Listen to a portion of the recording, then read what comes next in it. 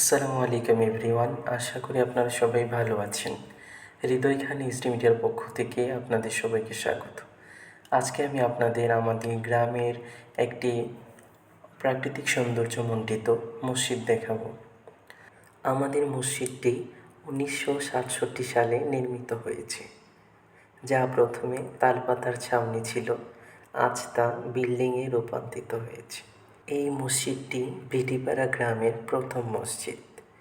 এই মসজিদের চারদিকে প্রাকৃতিক সৌন্দর্যে ভরপুর। চারদিকে ফসলের ক্ষেত, তার মাঝখানে মসজিদ, দেখতেই অন্যরকম। মসজিদের ছোট মাঠে বেঞ্চের মধ্যে বিকেলে বসলে মন প্রাণ রহমতের বাতাসে জুড়িয়ে যায়। মসজিদের ভিতরে 200+ লোকের নামাজের জায়গা রয়েছে। মসজিদটা অত্যন্ত সুন্দর। মসজিদের মেহরাবটা কাবাগরের আদলে তৈরি। মসজিদের সামনে মক্কা ও মাদিনার ছবি রয়েছে।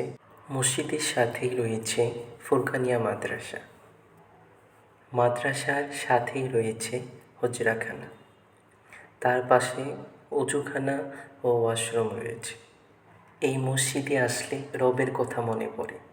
রব বলেছেন, ফাবিআইয়ি আলাই রব্বিকুমা তুকাযযিবান, বান্দা, আমার কোন কোন রহমতকে তোমরা অস্বীকার করবে।